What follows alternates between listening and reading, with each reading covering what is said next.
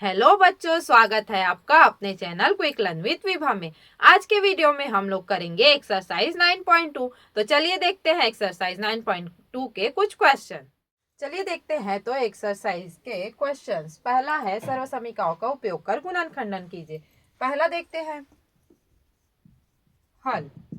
अब यहाँ पे देखते हैं प्रथम पद क्या है 2x। अच्छा, डायरेक्टली प्रथम पद एवं तृतीय पद ये देखो 2x व ये क्या है 5y दोनों के वर्ग के बराबर है। ठीक है, तो वर्ग के बराबर है लिख सकते हैं। ठीक है,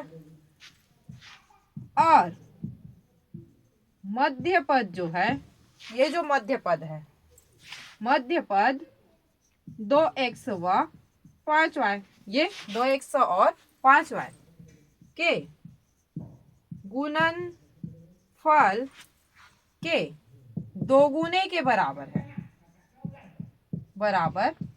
है। कैसे, आइए देखते हैं। 4x² plus 20xy plus 25y का स्क्वायर।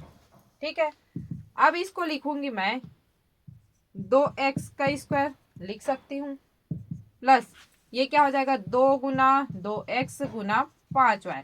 कैसे होगा अभी बताऊंगी। 25 ये हो जाएगा 5y का स्क्वायर। यहाँ पे एक फॉर्मूला लग रहा है, कौन सा, a का square plus 2ab plus b का स्क्वायर बराबर a प्लस b का स्क्वायर।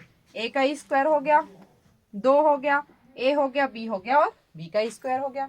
ठीक है, तो ये वाला फॉर्मूला लग रहा है, मतलब इस रूप में आ जाएगा। तो इसको कर लेते हैं, a प्लस बी बोला गया, a और b। a क्या है 2x और b क्या है 5y, दोनों का स्क्वायर। और इसको कैसे लिख सकते हैं, 2x धन 5y, 2x धन 5y। ठीक है, ये है आंसर। ठीक है, अगला को इसी में देखते हैं, चेंज नहीं करती हूँ। अब यहाँ पे देखो प्रथम पद b का देखते हैं। ठीक है, प्रथम पद 25a का वर्ग है, तो प्रथम पद क्या हो जाएगा 25 मतलब 5a हो गया।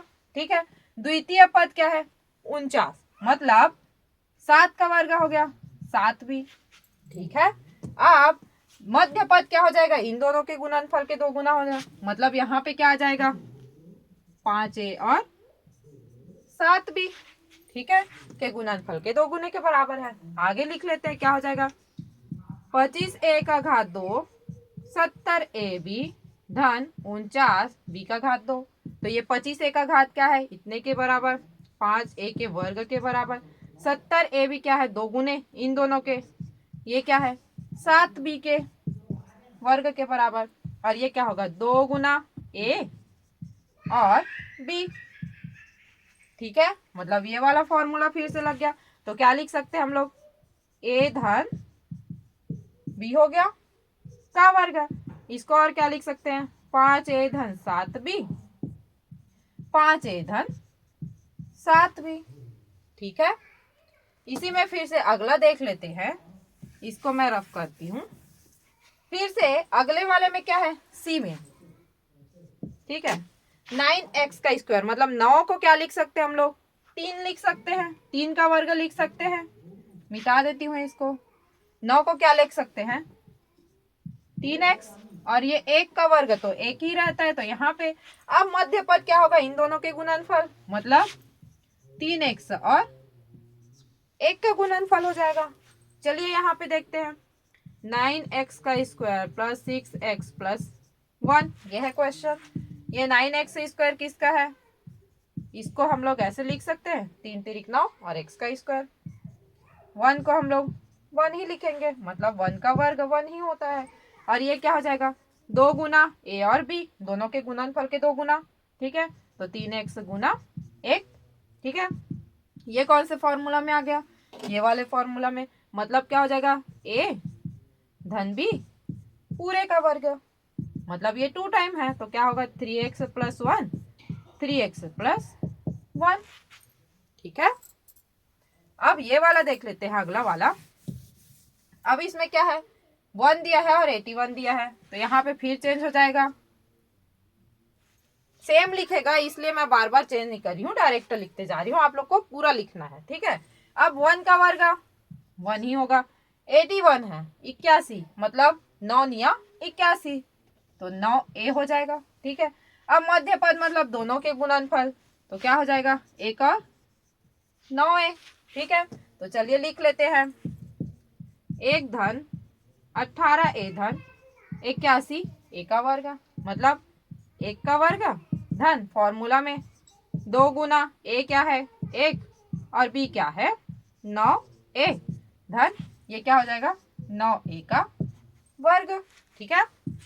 मतलब ये वाला इस फॉर्मूला में आएगा, तब क्या होगा a धन b का वर्ग, इसको 2 टाइम लिखना है, 9a 1 धन 9a, ठीक है। अगला वाला देखते हैं। अब देखो यहाँ पे फिर से चेंज कर लेती हूँ। अब प्रथम पद क्या है, p का स्क्वायर, मतलब किसका वर्ग बोला है ना, तो p का वर्ग हो गया। और ये क्या है, अगर इसको मैं ऐसे लिख, ठीक है, 2 का वर्ग 4 होता है और 1 का वर्ग 1 ही होता है, तो ये आएगा, तो इसी का गुना p और 1/2, ठीक है, दोनों के गुना हो गया ना। अब लिख लेते हैं, p का वर्ग धन p धन 1/4, मतलब p का वर्ग धन 2 गुना p गुना 1/2 धन 1/2 का वर्ग। अब यहाँ पे p क्यों आया है, ये और ये काटे जाएगा ना, तो बचेगा क्या p, ठीक है। यहाँ पे नहीं काटती हूँ, मैं सिर्फ बता रही हूँ, तो ये इस फॉर्मूला में लगेगा, तो क्या हो जाएगा p प्लस 1/2 का वर्ग, मतलब p प्लस 1/2 p प्लस 1/2, ठीक है। लास्ट देखते हैं, ये क्लियर है। लास्ट अब फिर से यहाँ पे चेंज कर लेती हूँ, बस ये प्रथम पद और द्वितीय पद तृतीय पद को हम लोग चेंज कर रहे हैं, बाकी सेम ही लिखना है। अब क्या है, प्रथम पद 36a का वर्ग, मतलब 36 किसका वर्ग है 6 का, तो क्या हो जाएगा 6a हो गया। और 121 किसका वर्ग है 11 का, तो ये हो गया 11b, ठीक है। दोनों के गुणनफल बोला है, तो 6a और 11b के गुणनफल के 2 गुने के बराबर, मतलब क्या होगा 36a का वर्ग धन 132ab धन 121b का वर्ग, ऐसा दिया है। अब ये क्या है, किसके वर्ग के बराबर है 6a के वर्ग के बराबर, ठीक है। और ये किसके 11b के वर्ग के बराबर है ना, ठीक है। और ये क्या है 2 गुना, इन दोनों के 2 गुना बोला गया है, मतलब a और b के 2 गुना हो गया। उस फॉर्म में लिखेंगे तो क्या हो जाएगा a धन b का वर्ग, वर्ग है तो 2 टाइम लिख सकते हैं, 6a धन 11b, 6a धन 11b, ये है आंसर, ठीक है। तो इस प्रकार से हमारा पहला क्वेश्चन सॉल्व होता है। अगला क्वेश्चन देखते हैं, प्रश्न नंबर 2, सर्वसमकाओं का उपयोग करके गुणनखंडन करना है, ठीक है। पहला है सेम ही रहेगा जैसे उसमें किए थे, बस इसमें ऋणात्मक है, ठीक है। तो क्या लिखते हैं, पहले क्या है, प्रथम पद व द्वितीय तृतीय पद क्रमशः, ठीक है। पहला में देखते हैं a का वर्ग दिया है, मतलब a व 25b का वर्ग, मतलब 5b के वर्ग के बराबर है, और मध्य पद देखना, ये मध्य पद क्या है ऋणात्मक है, तो लिख लेते हैं ऋणात्मक है। और क्या है a और 5b, a और 5b के गुणनफल के 2 गुने के बराबर है, ठीक है। अब कैसे है वो यहाँ पे समझाती हूँ। पहला वाला है a का वर्ग ऋण 10ab धन 25b का वर्ग, ठीक है। अब इसको हम लोग इसको कैसे लिख सकते हैं, a का वर्ग, ये आ गया प्रथम पद। तृतीय पद क्या है, 5b। ठीक है, तो ये क्या आ जाएगा, 5b का वर्ग हम लोग लिख सकते हैं, मतलब 5 पंचे 25 और b का वर्ग। अब क्या बोला गया है, ऋणात्मक है मध्य पद, और ये जो मध्य पद है वो क्या है, इन दोनों के गुणनफल के 2 गुना। मतलब 2 गुना कैसे होगा, 2 गुना a गुना 5b। ठीक है, इन दोनों के गुणनफल हो गया 2 गुना। ठीक है, अब इसमें कौन सा फॉर्मूला लग रहा है, a का वर्ग ऋण 2ab धन b का वर्ग बराबर a ऋण b का वर्ग। ठीक है,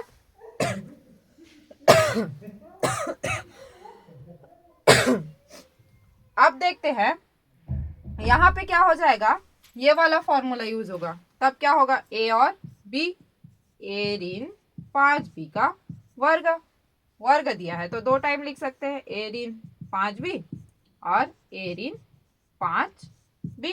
ये है हमारा आंसर। ठीक है, ऐसे ही सेकंड में भी होगा, कर लेते हैं, चलिए सेकंड को भी। ये सारा सेम रहेगा, बस हम लोग को प्रथम पद, तृतीय पद और इसको चेंज करना है, तो चलिए करते हैं।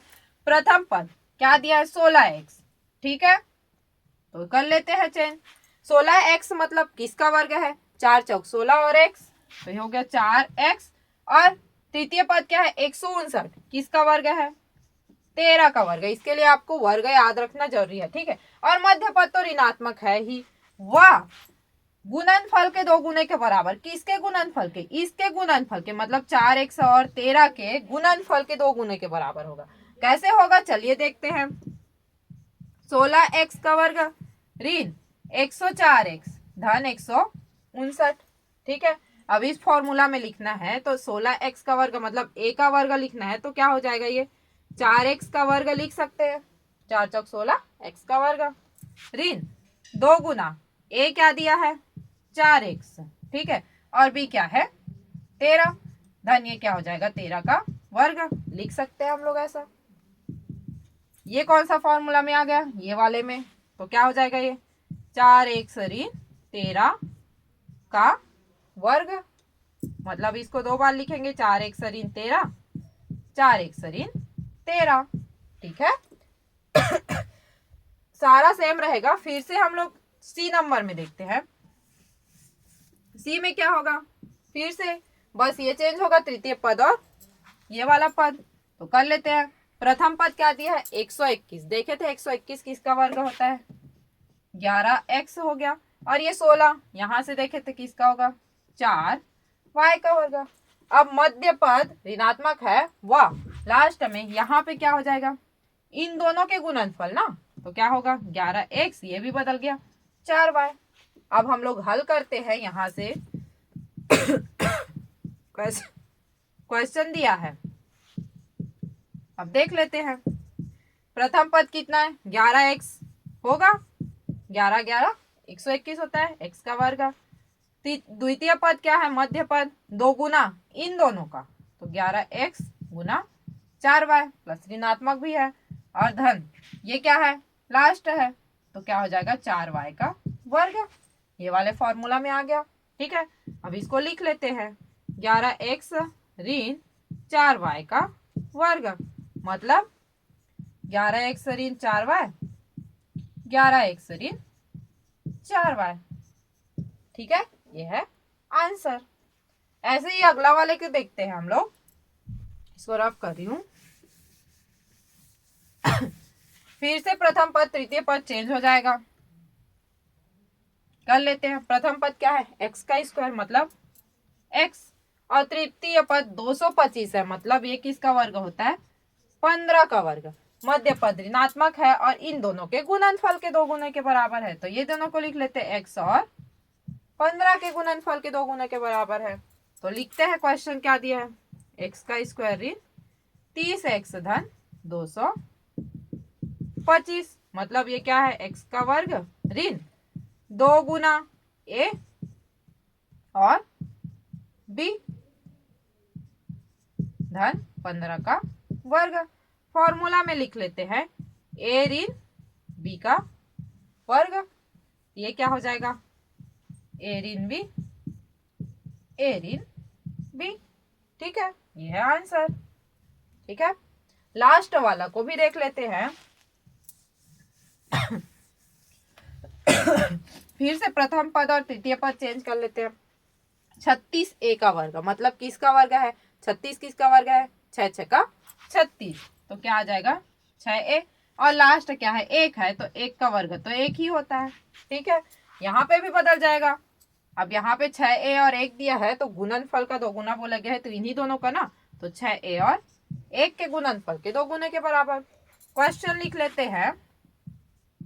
36a का वर्ग ऋण 12a धन 1, मतलब ये 36a किसका वर्ग है? 6a का वर्ग है। ऋण किसके 2 गुना है? 2 गुना ये दोनों का, 6a गुना 1 धन 1 का वर्ग तो 1 ही होता है। ठीक है, फॉर्मूला में लिख लेते हैं a ऋण b, तो ये हो गया a ऋण b, a ऋण b, ये है हमारा आंसर। तो इस तरीके से हमारा दूसरा क्वेश्चन भी क्या होता है? कंप्लीट होता है। अब देखते हैं क्वेश्चन नंबर 3। क्वेश्चन नंबर 3 का ए हल कर लेते हैं। अब इसमें क्या दिया है? 25a का वर्ग ऋण 49b का वर्ग, मतलब जो प्रथम पद है, प्रथम पद किसका वर्ग है? 5a का, वह द्वितीय पद किसका वर्ग है? यहाँ पे आएगा द्वितीय पद किसका वर्ग है? 7b के वर्ग के बराबर है। ठीक है, और मध्य में क्या है? ऋणात्मक चिन्ह है, लिख लेते हैं। मध्य में ऋणात्मक चिन्ह है। ठीक है, तब क्या हो जाएगा? ये 25a का वर्ग और ये 49b का वर्ग, मतलब ये क्या है? 5a का वर्ग मध्य में ऋणात्मक 7b का वर्ग। कौन सा फॉर्मूला लग रहा है? a का वर्ग ऋण b का वर्ग बराबर a धन b, a ऋण b, ये वाला फॉर्मूला लग रहा है, यूज कर लेते हैं। इस फॉर्म में दिया है, इस फॉर्म में लिखना है, तो क्या हो जाएगा? ये 5a धन 7b और 5a ऋण 7b। ठीक है, बस इतना छोटा सा है। ऐसे ही b को भी देख लेते हैं हम लोग। b में क्या दिया है? 9x का वर्ग ऋण 121 y का वर्ग, मतलब प्रथम पद 9x का वर्ग मतलब किसका वर्ग हो जाएगा?